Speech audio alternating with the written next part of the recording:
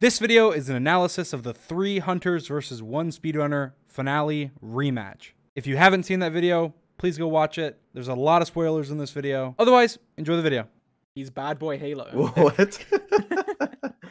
So I changed my skin to Bad Boy Halo's skin right before the recording. I just thought it would be confusing, especially at the beginning because we have no armor on and you can just see their skin and not really their name because when they're running and stuff, it's just kind of hectic. It didn't really do much for me, honestly, but I thought it was funny and it was worth a shot. Oh, look at that. So right there, I can barely see out of the corner of my eye Netherrack. And it took me a second to realize what it was. But once I realized what it was, I just turned right away and tried to run towards it. Ooh! It feels so weird. Oh.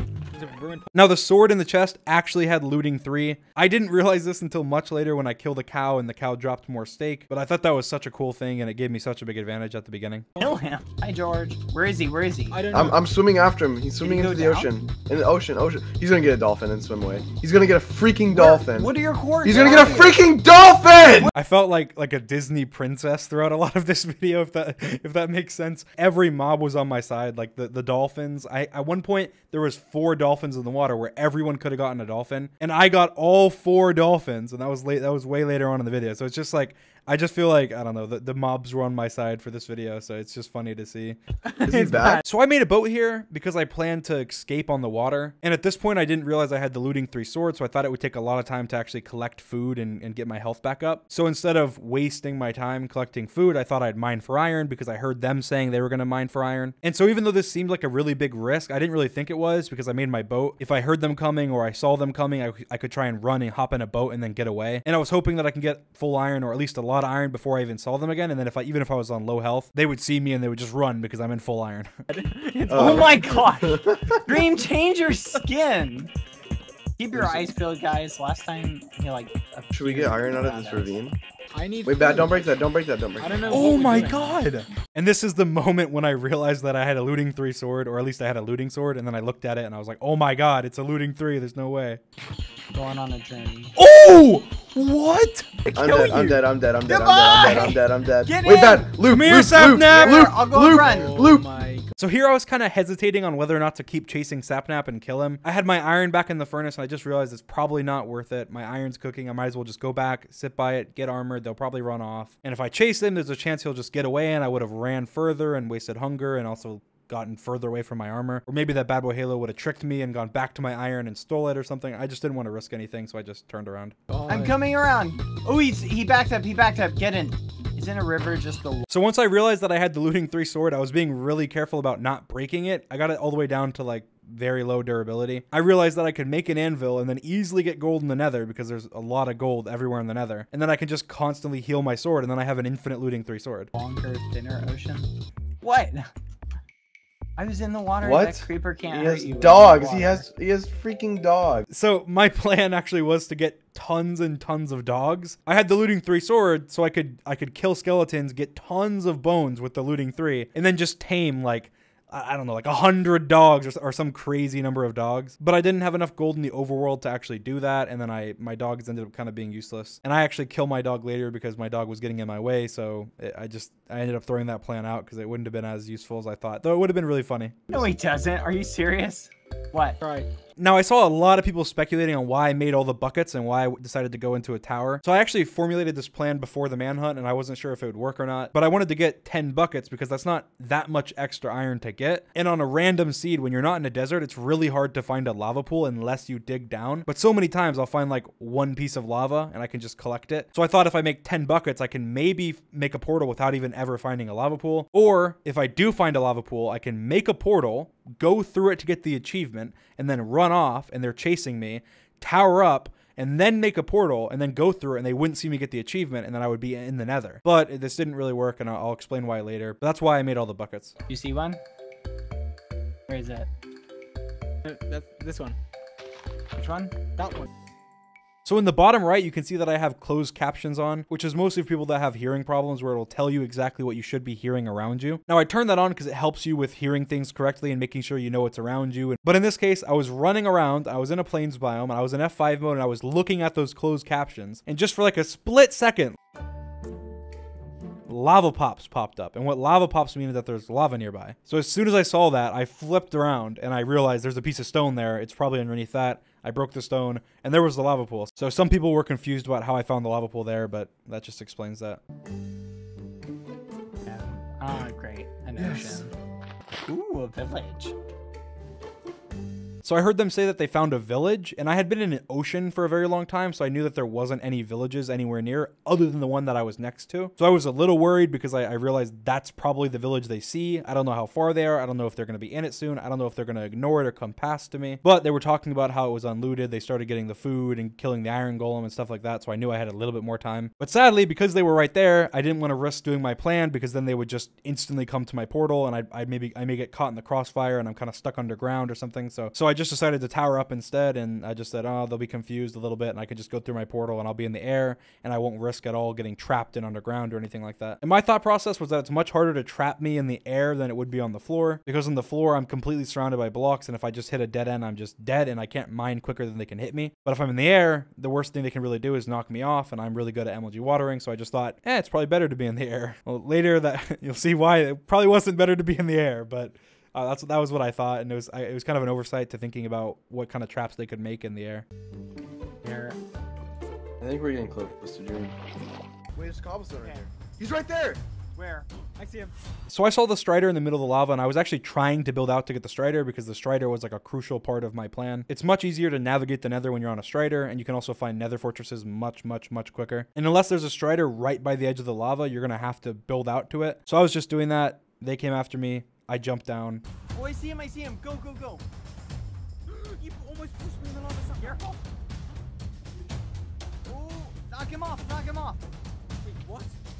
So I was actually perfectly safe and sound on the Strider, and I would have easily lived on like half health or something. I wouldn't have even lost that much health. But if you hold shift and you click an item in your inventory, usually it puts that item into your hotbar without you having to drag it to it. But there's a Minecraft glitch that happens where if you do that when you're in a vehicle or like you're on a Strider or on a horse or anything, it will kick you off of it when you're in your inventory. So I tried to shift click the fungus on a stick into my hotbar, and it just threw me off into the lava instead. And I was just sitting there like, oh my god, I'm actually dead because of this Minecraft glitch. And the funny thing is that actually happened to me in the Illumina video as well. I was in a boat with him, and I tried to shift click food into my hotbar, and it made me fall off the boat, and he ended up getting away because of that. And that video probably would have went differently if it wasn't for that moment. So Mojang, please fix this glitch.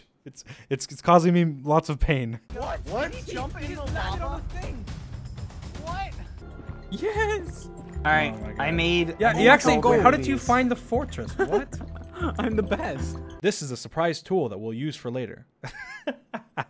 I'm just kidding. But yeah, I saw the fact that he went to the fortress, and he said he went to the fortress. And I kind of kept that in mind because I figured he'd probably try and meet up with them at some point. And so if I can kind of keep track of where he came from, then maybe I can find the fortress easier. And I knew it kind of had to be in a general area around here because he wouldn't have been able to find it, and he was probably trying to get to me.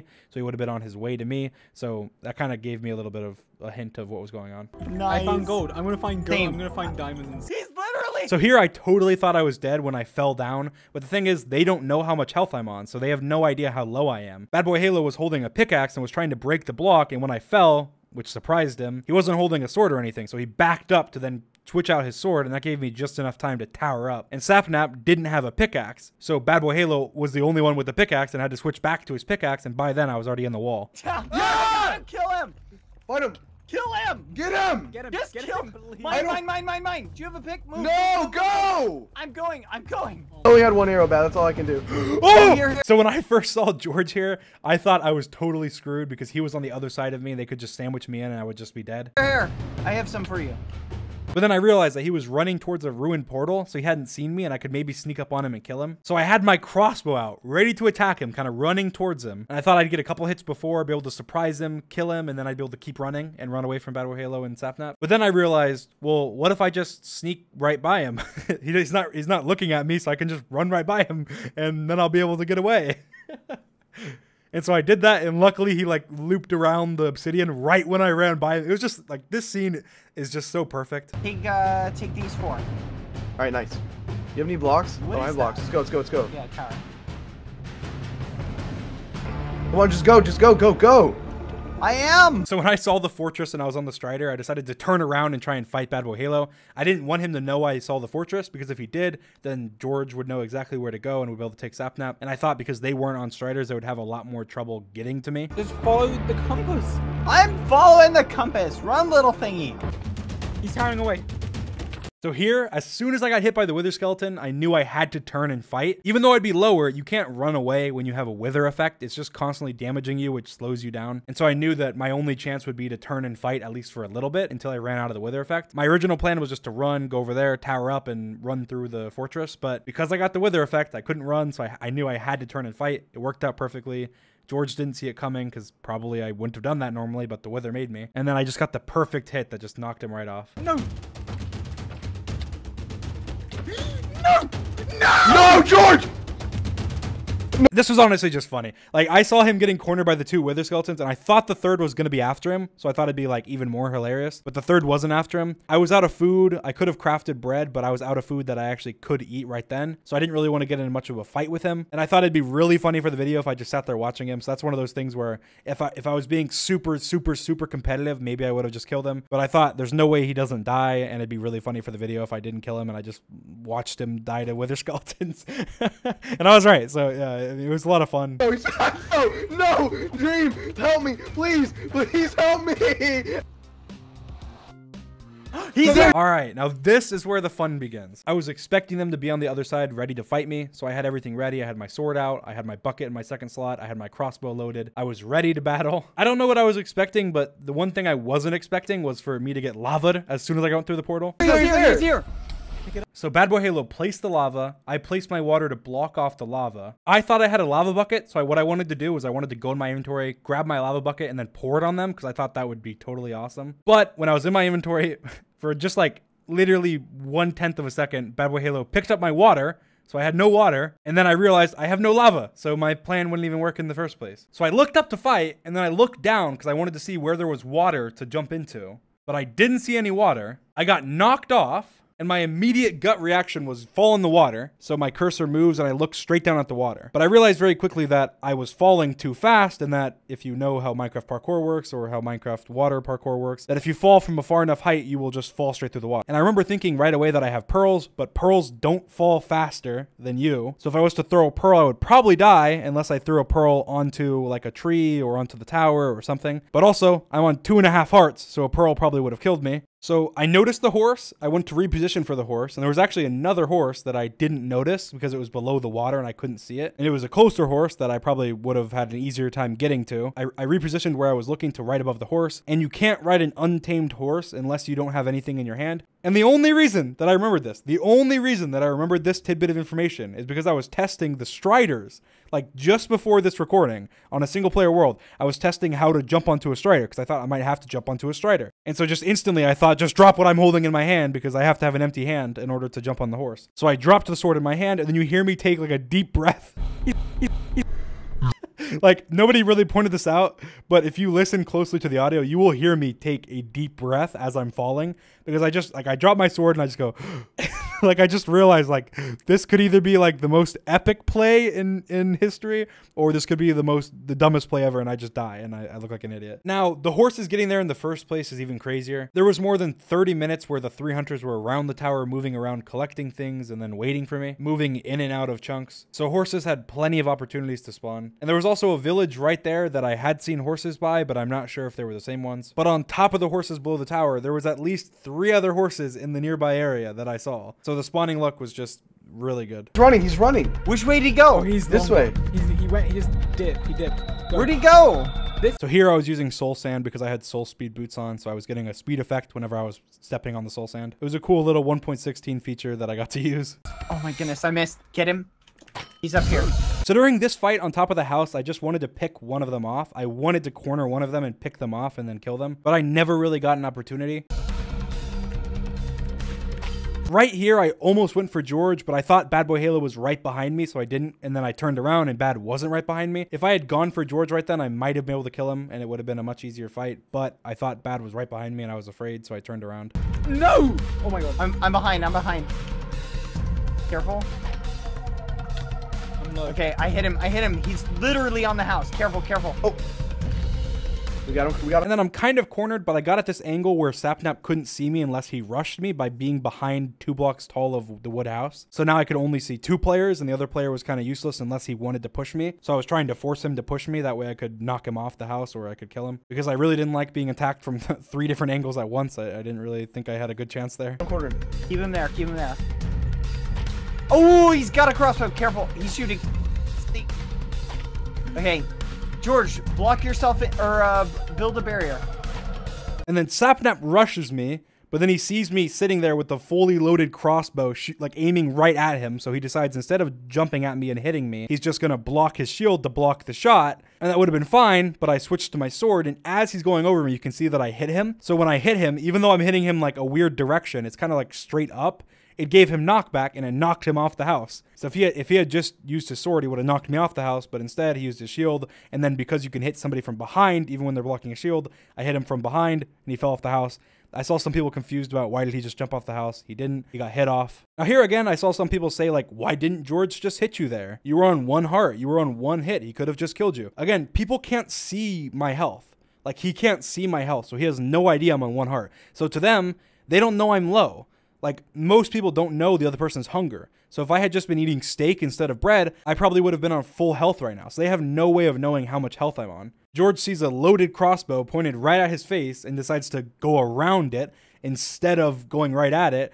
And why would he engage me jumping straight into a fully loaded crossbow? It doesn't make any sense. And then here, Bad Boy Halo stops to go into his inventory and pull out a boat because he did not have a boat in his hotbar. And then this is the nearest death experience that I've ever had in Minecraft. He should have killed me. He hit me with an iron sword when I was on 1 heart and I didn't die. The reason this happened is because he was jumping and placing blocks below him. He tried to switch to his sword and then hit me too quickly. So right after he switched from his cobblestone to his sword, he attacked. And if you attack right when you switch to an item, you don't do a full powered attack. You do like a 1/10 powered attack. So his attack only did half a heart. Cut him off. Cut him off. Careful. Now in this clip, they boated right above me, but when you're moving in a boat, you can't attack. The boat has to be not moving. It's the same reason that you can eat when you're sitting stationary in a boat, but you can't eat when you're moving in the boat. So because Bad Boy Halo wanted to get in front of me, and again, he doesn't know I'm on half a heart, he overshot it. Sapnap couldn't hit me because he was moving. And then again, I'm left with leeway where I can get away and I can eat and not be on half a heart. And if they had known I was on half a heart at any point during that, they would have easily killed me. And that is why you can't give away your health by yelling or screaming or reacting in any way. Where'd he go? He's behind us. Dad, what do you do? What? Which plan should we go with? We're kind of muffins. Oh, plan 3 no. or plan. This is the moment that I realized that I screwed up. I was trying to shift click iron into my inventory, and then I realized I don't have any iron in my inventory. Where did my iron go? I had 30 iron, but at some point earlier in the video when I was clearing my inventory, I had actually thrown out the iron that I had. And so I didn't have any extra iron to make new armor to actually get new armor before going to the end. So my armor was now all broken. C8. Plan 2.5. I feel like the biggest advantage I had in this one was I had so many arrows. I got a bunch of arrows from the Bastion. I got a bunch of arrows from my looting. So I had so many arrows. I probably used like 5 stacks of arrows the entire video. So I was able to kill both Sapnap and George with my bow. And then even when Bad Boy Halo and George were chasing me, I just kept turning around and bowing, turning around and bowing, turning around and bowing. Because my bow was just such a big advantage. I had almost infinite arrows. Oh, no stuff for you. Go away. Guys, please. So here, I really wanted the extra armor that was up there on the tower. But if I ran up and jumped against the tower, I would be stuck against a wall and I would be pretty much dead. So I kind of debated doing it and maybe I could knock him back and run away and live on 1 heart. But I really didn't want to risk it because I thought I'm this far. I don't want to die to Bad Boy Halo in the end in a corner when I'm trying to get the armor. So you see me hesitate and like I kind of look towards it and start to run towards it and then I kind of look the other way and I'd run away. It's because I realized I was too low. I didn't want to risk going up against a wall. If I went up against a wall, I would be dead. And so I just decided to turn and run away. And that would be the only way that I could actually 100% live. Whereas the other way, there's a decent chance I just die. And the coolest thing about this final kill is that this was my original plan in the 2v1 manhunt. In the 2v1 manhunt where there's that epic scene where I fall and the pearl drops down on me and I catch it and then I pearl away. My original plan was to run to the edge of the island, jump off, and then pearl back on. I think I said that in the analysis. Pearl back on and knock them both off. But when I was running towards the edge, I realized I didn't have a pearl. So then I was stuck. They knocked me off and then the whole famous scene with the ender pearl in the water happened. But in this case, I had a pearl. And so I tried to do the exact same thing that I wanted to do in the first one. So it's kind of like a callback, a loop back all the way to the very first manhunt with the 2 hunters. I jumped off the edge, pearled back on, knocked him off, and it was just a perfect storybook ending to this hunter video. And yeah, I guess that's my through and through analysis. I went a little bit deeper this time probably than I usually do. Thank you guys so much for watching. Make sure to subscribe. This is my second channel. It's not my main channel. I want to get to 1 million subs. Hit that sub button. And if you guys want to see me analyze the previous manhunts, make sure to leave a like on this video and make sure to comment down below.